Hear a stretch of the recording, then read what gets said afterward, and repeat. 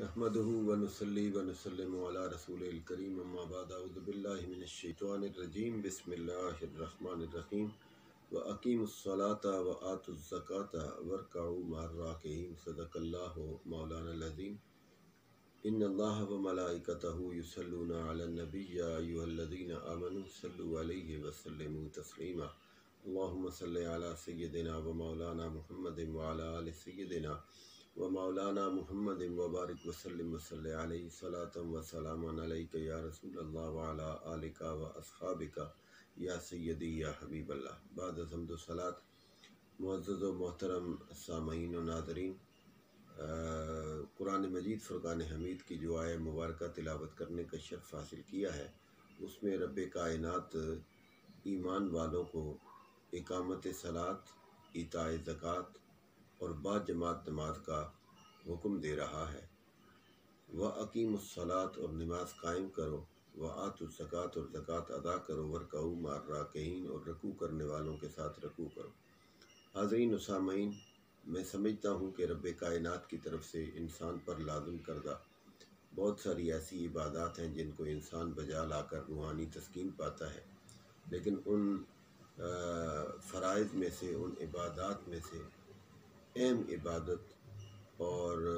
उम्दा तरीन फ़र्ज़ जो अल्लाह की तरफ से बंदों पर लागू किया गया है, यकीन कामिल से कहना पड़ेगा कि वो नमाज है। और बुनियादी तौर पर नमाज इंसान की अल्लाह के सामने अपनी आजिज़ी के इजहार का एक खूबसूरत और दिलनशीन ज़रिया है। इंसान अपनी बॉडी का, अपने जिस्म का सबसे उम्दा तरीन हिस्सा, जिसे सर और पेशानी और जबीन कहते हैं, बहालत सजदा अल्लाह के हुजूर रख कर इस बात का इज़हार करता है कि मौला, मैंने अपने जिस्म का सबसे आला और उम्दा तरीन हिस्सा पेशानी और जबीन को तेरे सामने झुकाकर दुनिया के सामने इस बात का एतराफ़ कर लिया है, और तेरे सामने भी बक़ल्ब इस बात का एतराफ़ करता हूँ कि मैं दिलो जान से तेरी इबादत को और तेरे हुजूर झुकने को अपनी ज़िंदगी का हिस्सा और अपनी ज़िंदगी का अहम तरीन जुज़्व गिरदानता हूँ। दोस्तान मोहतरम, मैं समझता हूँ कि किसी भी इंसान की ज़िंदगी के दीगर मामलात को देखने से पहले ये देख लेना चाहिए कि वो बंदा अल्लाह के हुजूर नमाज को किस अंदाज से बजा लाता है, या किस रवैये से, या किस मामले से अल्लाह के हुजूर झुकता है, तो यकीनन बाकी चीज़ें परखनी उसके लिए आसान होती हैं। यही मायार आप क़यामत की औलनाकी में देख रहे हैं कि अल्लाह के हुकूक में से सबसे पहले जिस हक़ का सवाल बंदे पर होना है, तो वो यकीनन नमाज है। और कुरान मजीद फ़ुरक़ान हमीद जैसी लारैब, बेऐब और आफाकी ज़ाब्ता हयात और किताब के अंदर जिस चीज़ का 700 मरतबा से ज़्यादा ज़िक्र हो, तो उसकी अहमियत आप अल्लाह के यहाँ भी और फिर उसके बाद रसूलुल्लाह सल्लल्लाहु अलैहि वसल्लम की ज़िंदगी के अंदर भी आप उसका तजर्बा करने के मजाज हैं। यकीनन 700 मरतबा अगर कुरान मजीद इस बात का हुक्म दे रहा है, किसी न किसी हवाले से नमाज का जिक्र कर रहा है, तो नबी पाक सल्लल्लाहु अलैहि वसल्लम का ये फरमान आलीशान कि मेरी आँखों की तो ठंडक ही नमाज में है।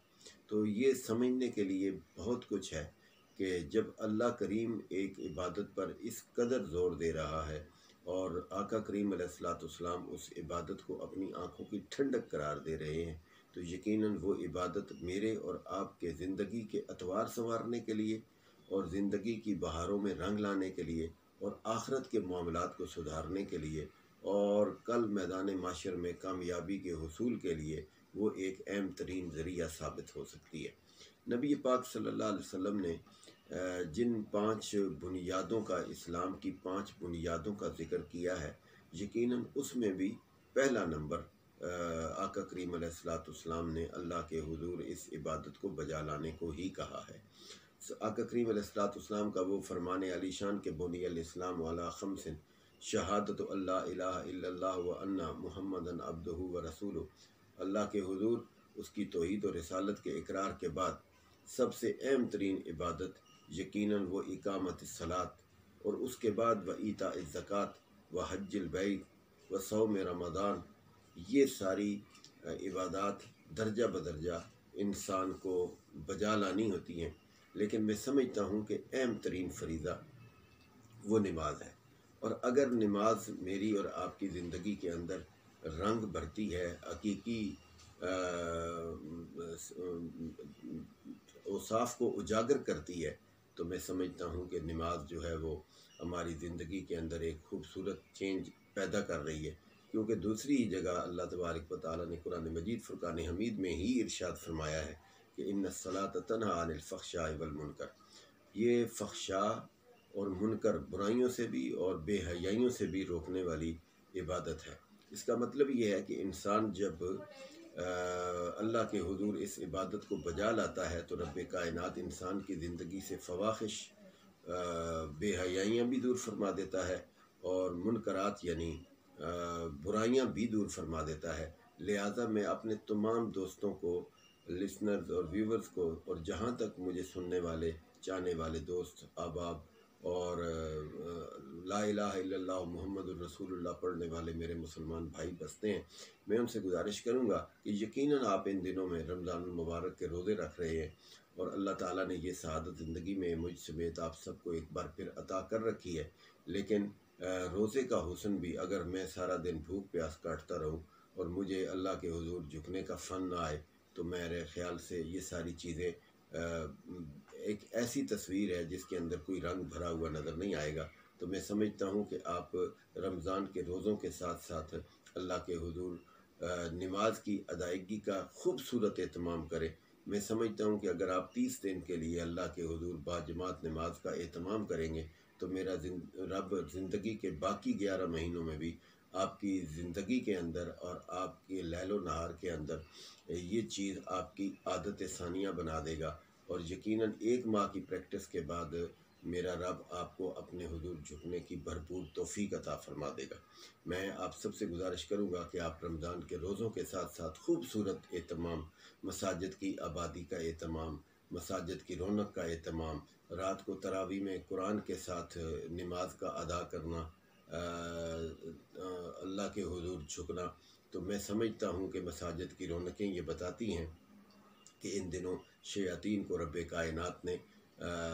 قید کر رکھا ہے، جنتوں کے دروازے کھول رکھے ہیں، جہنم کے دروازے بند کر رکھے ہیں۔ تو میں آپ سے گزارش کروں گا کہ آپ بھی نماز کا بھرپور اہتمام کریں تاکہ مسلمانی ہمارے عمل سے جھلکتی ہوئی نظر آئے، بجائے اس کے کہ ہم زبان سے دعویٰ کرتے پھریں، بلکہ ہمارے عمل سے یہ ثابت ہونا چاہیے کہ ہم لا الہ الا اللہ محمد الرسول اللہ پڑھنے والے ہیں۔ اللہ تعالیٰ مجھ سمیت تمام اہل ایمان کو نماز پنجگانہ باجماعت ادا کرنے کی توفیق عطا فرمائے۔ وما علینا الا البلاغ۔